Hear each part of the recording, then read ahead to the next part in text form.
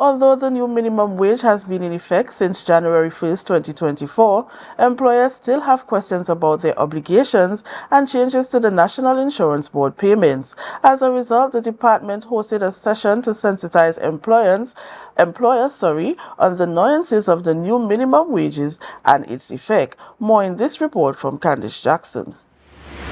The minimum wage has increased from $17 per hour to $20 per hour. It is illegal to pay employees less than this amount. While the data is lacking, the administrator in the Office of the Chief Secretary, Melissa James Guy, said some individuals receive less than the minimum wage in Tobago. Anecdotal evidence suggests that this figure may be low and may be more applicable in the informal labor sector, especially among undocumented workers, migrants, etc. She argued that it is the moral obligation of employers in a progressive society to pay workers a wage that is fair and just. That may even mean paying more than the minimum wage. James Guy also indicated to the officials from the Ministry of Labour present at the workshop that perhaps the unique circumstances of Tobago should be considered in future legislation.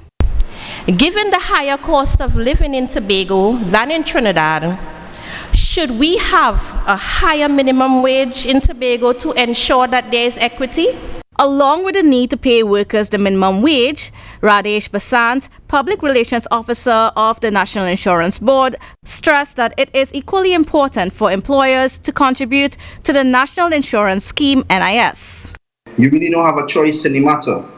Once you are an employee and you're earning above a certain amount, then you must pay NIS. So if your weekly salary is above $200 per week, then you must now be registered through your employer. The increase in the minimum wage results in NIS payments rising from a minimum of $30.10 per week to $37.20. This also applies to migrant and undocumented workers. Should they find themselves in a position, then all employees, whether you're national or not, you have the right to coverage.